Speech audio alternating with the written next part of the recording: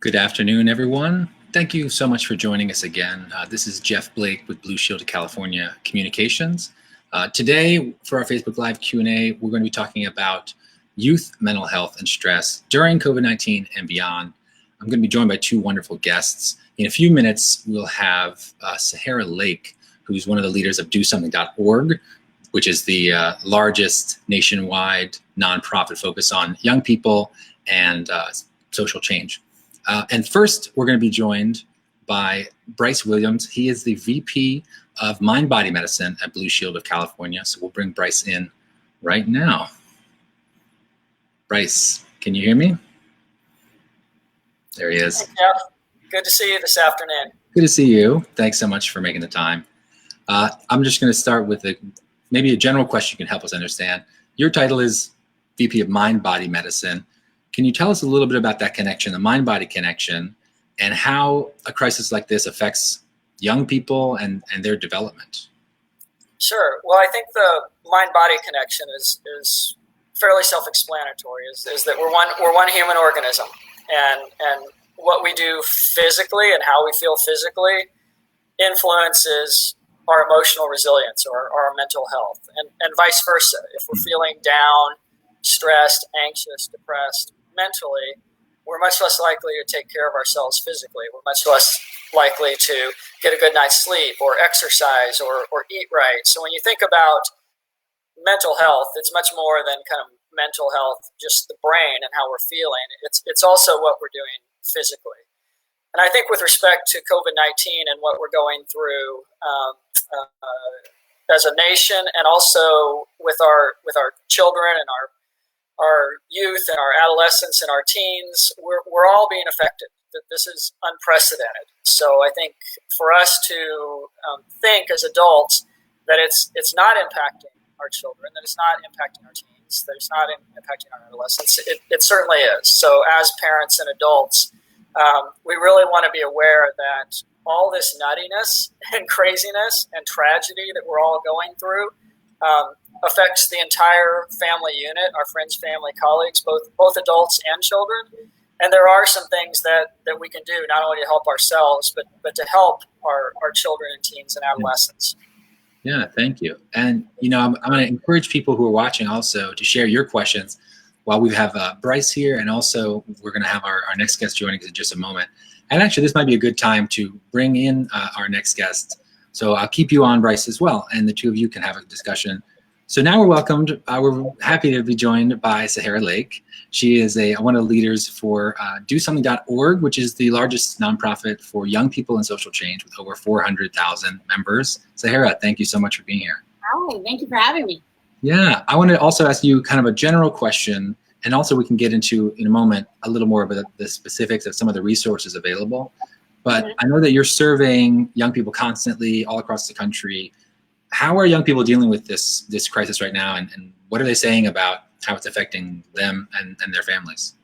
Yeah, that's a great question. So what we've been doing since this really started in March, and we are in New York City, so the epicenter of really what's going on, we've been surveying our members weekly, asking them various questions about this impact this is having on their mental health, but also the economic well-being of their families, their school, how they think brands and organizations should be responding. And really, I would say the key word they're using is that they're frustrated. I think they're frustrated with not being able to see friends, not able to do their daily routine.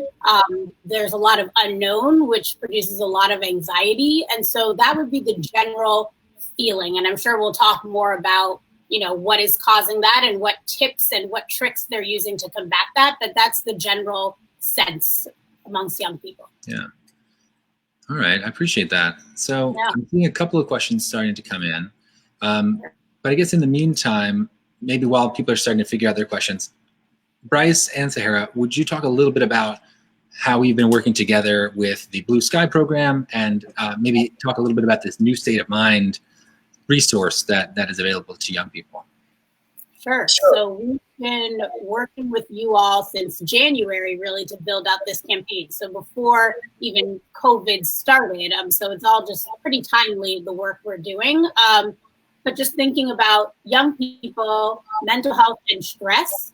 And the resource we are creating at the end of the campaign, which ends in July, is a tool that students can use to share amongst their peers of tips they're using to how to combat mental health, anxiety, and stress. And so they have sent in, at this point, over 56,000 tips to us that we are crowdsourcing and analyzing and looking into the trends of, that we will create really two guides. We'll create a resource to share with adults and give them a bit of a window into what young people are thinking, but then a more youth-facing tool that young people can share with each other to learn from. And then Bryce, that's wonderful, Sahara. We're going to ask more about that. Bryce, how does that fit into Blue Shield's commitment to young people and youth mental health? And where's the connection there between that sort of outreach and Blue Shield's programs?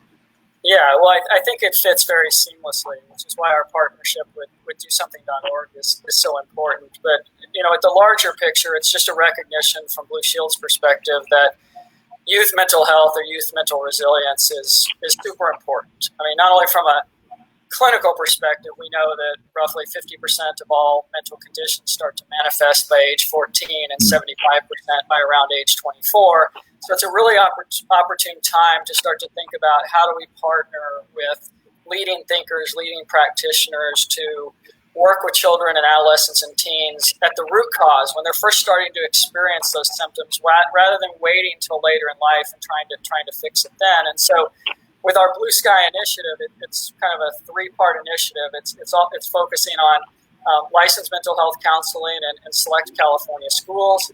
It's focused on mental health first aid training for certain teachers to be able to recognize and intervene early. And the Do Something relationship, I think, is particularly interesting because it's not one that requires a bunch of letters behind your name or a bunch of older people kind of identifying things and telling you what to do. It's really going to the adolescents and teens themselves and saying, you know what you're working through. You can give voice to that, and you can give voice to that in a community of your peers where you feel safe and supported and validated. So we think it all works together in a way of bringing resources to our youth that are both clinically appropriate, but also socially appropriate to where they are and what their needs are. Very good. And I do see that we have some information going at the bottom of the screen where there's a website. So if you're watching this, if you're an adult or a young person, but you have young people in your life, there's more information available on that site, which is dosomething.org/BlueShieldCA. We do have a good question several questions have come in, but I want to bring this one up. This is from Jose Hernandez. It says, as a parent, I'm wondering what are signs that my family teen needs professional help. There's a little more specific information, but maybe generally, maybe I'll start with you, Bryce. Are there indications that parents should think about? And maybe you can talk from your own perspective. I know that you've got kids as well. What are some things that we should be thinking about when people need additional support more than just what they can get online or from their immediate family? Yeah, absolutely. And I think, Jeff, I'll speak primarily as a parent, not being a licensed mental health clinician. I'll let Sahara weigh in on kind of the more mental health aspects of this. But I myself, Jose, I'm right in that age group with you. I have a 12-year-old son, 16-year-old son. So I know the age group. And so I think for us as parents, it's kind of start to think about recognizing what are those signs and symptoms. And they will probably likely vary by child. Everyone knows their children more than others. But I think some of the classic symptoms that you might want to look for that I've heard from mental health practitioners is being more withdrawn than normal, or acting out more than normal, or being more resistant than normal. And many parents will say, well, isn't that just normal teenagehood? And a certain part it is, right, for any of you that have kids that age. And I think a certain of that amount should be expected, right? That we're not all going to go through this acting normally, just like we did before. So I think, as hard as it might be sometimes to think about, how do we discuss this with our children, we do need to recognize that, a lot is going on right now, and there's some fine balance between exposing our children and teens to adolescents to what's happening. That this is bad, this is unprecedented. There's a lot of tragedy in the world, and depending on the household you're in, you can be ancillary exposed to it or right in the thick of it, while at the same time not overwhelming our youth with too much exposure to what's going on, because everyone has a rate limited capacity to take it. So I'd really recommend just kind of spending some time thinking about talking openly with your kids, not pushing. I mean, if they don't want to talk, right, it's just going to make it worse to continue to talk with them. But also then to, if you realize that things are getting more and more serious, there are multiple opportunities for help available. There are crisis lines available. Most physician offices have lines available. We at Blue Shield have on-demand telebehavioral health counseling available that parents can call into and ask questions and maybe make connections to the right place for their children. So I'd say it starts with you knowing your children and having conversations with them, and then if there's a need for more, there are multiple resources available out in the world.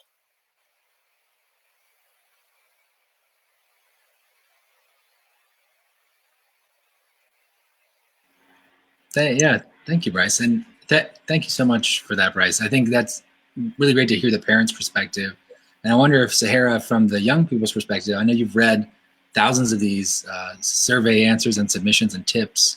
I guess, is there something along those lines too? And actually, I think we have a question from user Maria. It says, can you share more about the tips that are being sent in by young people? What kind of trends, themes are you seeing in their stories, and where will all these tips go? Yeah, so I would say that similar trends, and something that Bryce said that we've been seeing in our survey data, is being inundated with the content and the news of right now. So over 51% of our survey participants said they listen to about an hour of news or read about an hour of news about this in a day. And that can contribute to how they're feeling. So, I'm not a parent. I'm also not a mental health expert, but I've worked with young people. I've also worked in classrooms with young people as young as 8 to as old as 18. So knowing that sometimes kids need a moment and they need a break and they need that space is something that we're seeing.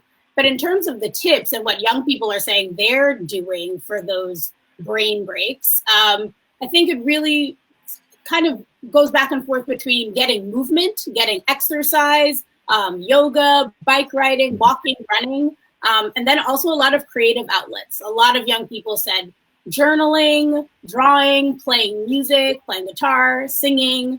And I'm sure Bryce can actually speak to what's going on in your brain when you're moving, that mind-body physical connection. But that is really what they're sharing that works for them, being able to get outside their body and outside of all the news and everything they're being inundated with. Yeah, it's fascinating that young people kind of naturally are figuring this stuff out. Yes. I don't know, Bryce, would you like to say something more about that, about sort of what is happening when we are moving our bodies, when we're, trying to, deal with some of these pressures? How does that work inside the body? Why is that so effective?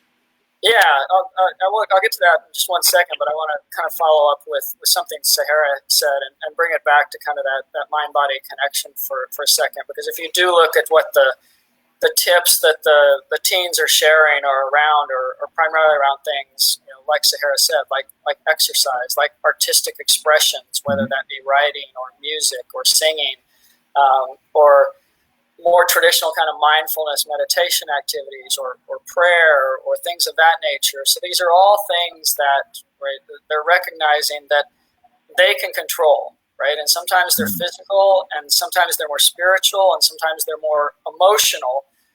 But they're all kind of in that triad of mind-body activities that people say, in a world where sometimes feels out of control, being able to find some sense of control that you own and somebody else doesn't own or tell you to do is critically important. And then I think to the biochemical state, it works both ways, right? I mean, there's a wealth of information on positive biochemical and brain neurotransmitters being released with exercise, for example, or several of these being suppressed with lack of sleep, if you will, and other things that we do. So again, it is one body, right? And so if we do positive things on one side, it's going to have positive effects on the other.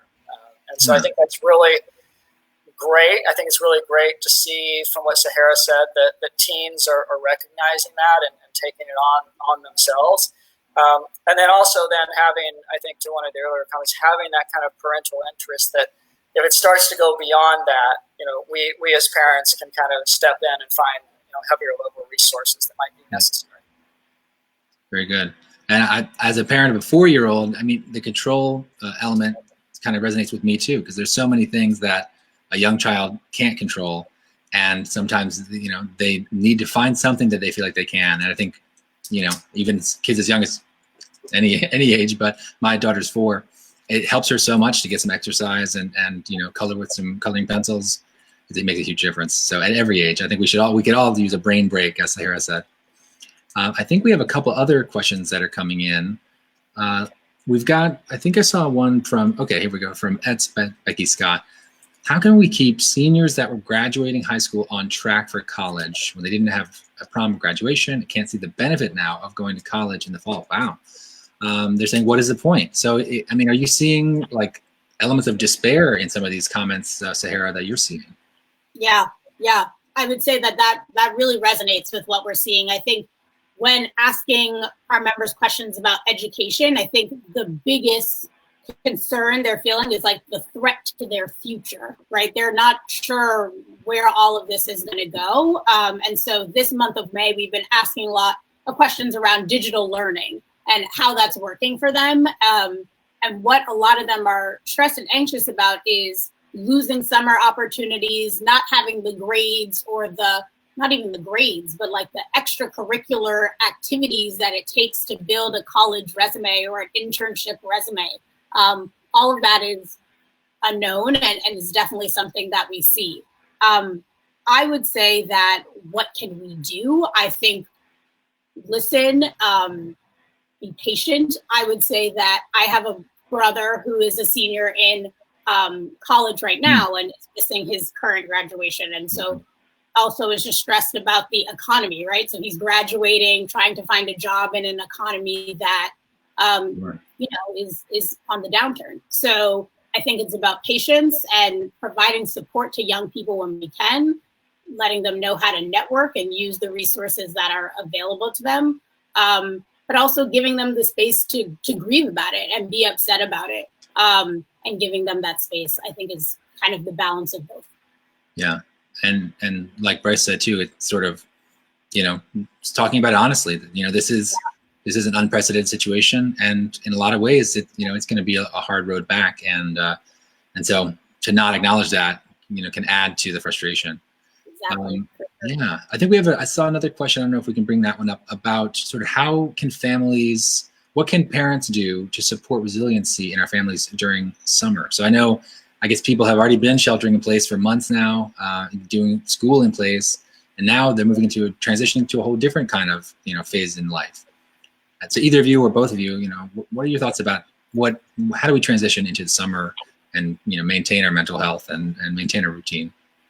Yeah, well, I guess I'd say as a parent looking down the barrels of the summer gun, I wish Mandy had told me what we're going to do about summer. but I think for me, it starts with, as I think about this as a parent, kind of coming out of, shelter at home restrictions, irrespective of kind of where you are in the country, and school closures and remote learning, and a lot of still unknowns about when is school going to start in the fall, how is it going to start in the fall, what kind of summer activities are going to be available for children, and when, and how will they be different than before.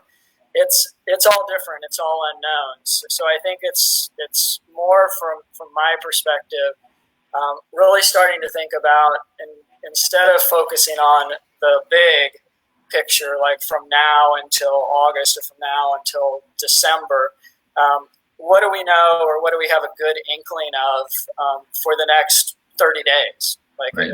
Irrespective of what state you're in, you can see kind of the trajectories or how things are going to be open, and just start to kind of plan for that. I personally live in California, in county that's been very, very aggressive about shelter at home and not really opening up overly fast. And we flattened the curve, definitely.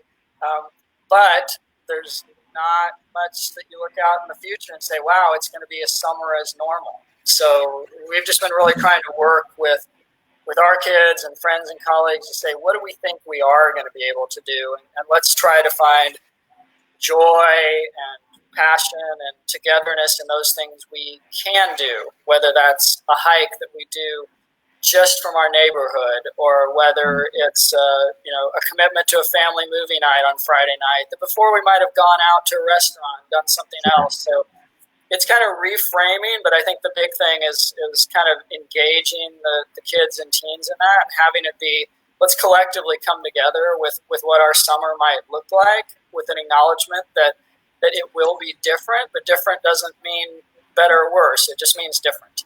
Yeah. That's right. That's a good point. And Sahara, do you see, or have you heard from surveying or from answers to the tips? Are you seeing young people talking about summer? Are they anxious about it? Are they excited about it? Or are they kind of like, this is just more of the same? Let's see. I don't know if let me make sure we can bring Sahara back in here. Sahara, can you still hear me? I can hear you. Yeah. Okay, perfect.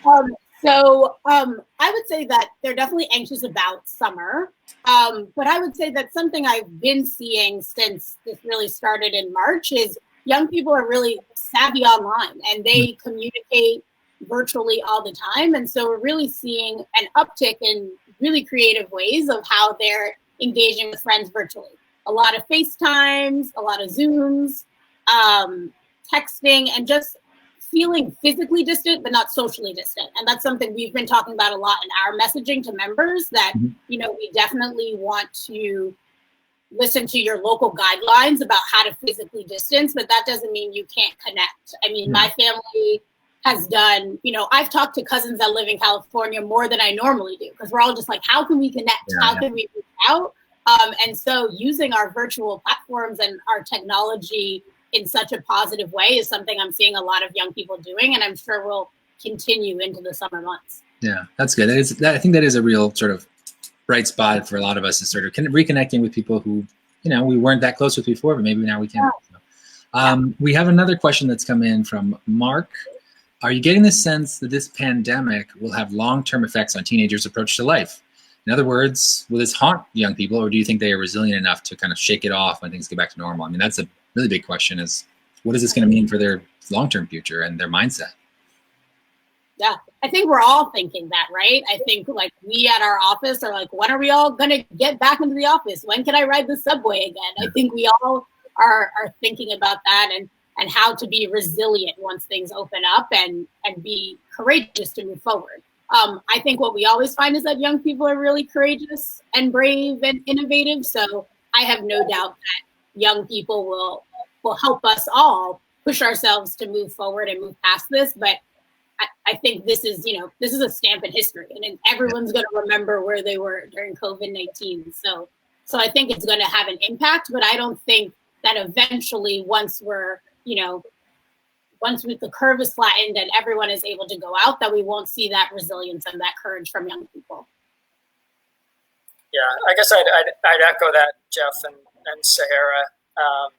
And it is a seminal moment in history. So I don't know if shake it off is what we'll see. I think it's too big for any of us to just shake it off. But I do have hope that we as humans, and that includes adults and teens, are inherently optimistic, right, futuristic people, and that we will go forward and we will find a way in our lives to be successful and to be happy and to find joy and all this stuff.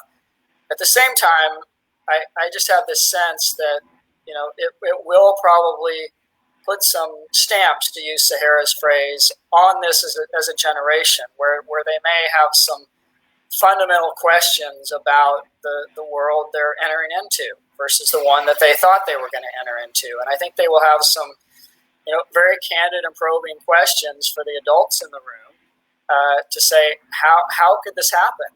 Like, why did this happen? Who was guiding the ship at a time when apparently, we crashed right into the iceberg. And I think as a generation who is going to leave high school or leave college or enter into an economy which is totally different, and will probably take an extended period of time to rebound, I think it will have consequences, and I think good ones, even if they're painful, from this generation asking about what kind of fundamental structural changes do we need as a nation to move forward and hopefully not have a repeat of this.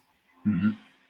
Very good. Yeah, I think, it's a time for us all to kind of take stock, right? As individuals, as families, as a nation. So I do have one final question for you. And I think this is kind of a thoughtful one, also from Jose, about how the people, I'm paraphrasing here, but the people who are responding to this, I think people like counselors who are mental health professionals right now who are responding to a lot of needs, and other experts who are helping address the COVID-19 question, even from the social media angle and the social impact angle.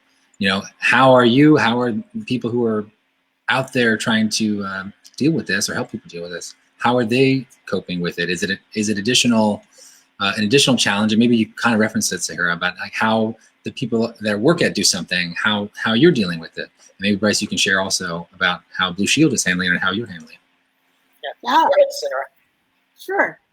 So we're all working from home, but I think what I love about Do Something and where I work is that as soon as we were all home, we were like, okay, cool. What are the campaigns that we already have up and running that we can pivot? What are new campaigns that we can start? How can we leverage this massive membership base and, get information out there? So the New State of Mind campaign is one of a few campaigns that we have up and running to help young people take action against what's going on. So this campaign in particular is focused on mental health, but we also have ones where they're thanking essential workers, nurses and teachers and healthcare professionals in their own communities, saying thank you for being on the front lines, because I think supporting them and showing them gratitude as they're really the heroes of this moment is something that's super important. And I think I'll speak for myself, but I'm pretty sure most of the staff would agree with me that being able to do this every day, allows me to take a moment to reflect and just look at all the good that our members are doing and feel really positive about where this world is going. And something that Bryce was talking about, just holding people accountable. I think Gen Z, this generation of young people, they're all about that. And, we also do voter registration work and civic action work. And so looking forward into the year, like, how will they hold their elected officials accountable? How will they use their voice to make longstanding change so this doesn't happen again? I think these are all things we're thinking about as an organization, and it really helps my personal mental health to be able to do this for a living. It's really great. Thank you. Yeah. And Bryce, do you feel similar? It's the same way where, even though the workload is, maybe doubled, Yes. do you feel that sense of pride, or how's it going? Well, I think in general, everybody is trying to step up to the moment. And I think the specific question about how do you as counselors handle the change as well, as I mentioned, I'm not a counselor. My primary role is just to facilitate the great work they do and largely get out of their way. But I think, as Sahara started to mention, there are a host of what I would call frontline heroes here, all the way from healthcare workers to law enforcement officials to firefighters to grocery store workers to delivery drivers, and mental health clinicians are right there with them, right on the front line, and they're all doing heroic duty. But I also think we should recognize that's going to take a toll on them as well, and probably is taking a toll on them in terms of their own kind of mental health and stress and emotional resilience. And so I think anything that any of us as kind of the general lay public can do to be good citizens, good support mechanisms, good family members in support of those doing the really hard frontline work, I think we should see that as our opportunity to step up to the moment. And I would anticipate that when this is all over, the caregivers themselves are going to need some care. And, right. and we need to be prepared for that. And speaking for myself and for Blue Shield of California, we want to be there for them. Very good. I really appreciate the both of you joining us for another live Q&A. And I just have one question. You can be brief or as long as you'd like, but it's like, if the people watching this, if there was one thing that you'd like them to take away about youth mental health, or maybe whether it's from the young people's perspective or even the parent or caring adult perspective, what's one thing you'd like the people watching now to sort of take away at this moment? Yeah, I can go first. I would say that I want the people listening to know, I think there's been a lot in the media around Gen Z being a bit apathetic to what's going on. They're still going out. You see pictures of young people on the beach, and that's just not the case. That's just not what's happening. And I think that while they might be feeling frustrated and anxious and concerned, that they're mostly concerned for people in their life that are caregivers, their teachers, the seniors, their grandparents, that they want to be able to make a difference and make their voice heard. And I think our job at Do Something, and just as adults in general, is to give them the platform and the space to do that, and the resources to make that change. So I would say that the one thing I want people to know is support young people, get out their way at times, and let them make the difference. Excellent. Bryce? Yeah, I guess I'd lastly say, whether it's adults or children, in these uncertain times, be gracious with yourself and be gracious with others. These are far from perfect times, and a lot of times as Americans, we strive for perfection and go, go, go. It's okay to recognize that you might need to take a step back. You might need to take a break. You might need some help. And so to be there to ask for it and to be there for others and be willing to give it, I think is one of the greatest gifts we can give ourselves and others in this time. Well, on that note, I appreciate you saying to us that it's okay. Thank you both so very much for joining us today. And thank you to everyone who watched and who asked your wonderful questions. And we look forward to doing this again very soon. But in the meantime, everyone stay safe and take care of yourselves. And we'll see you next time. Thank you very much. Thank you.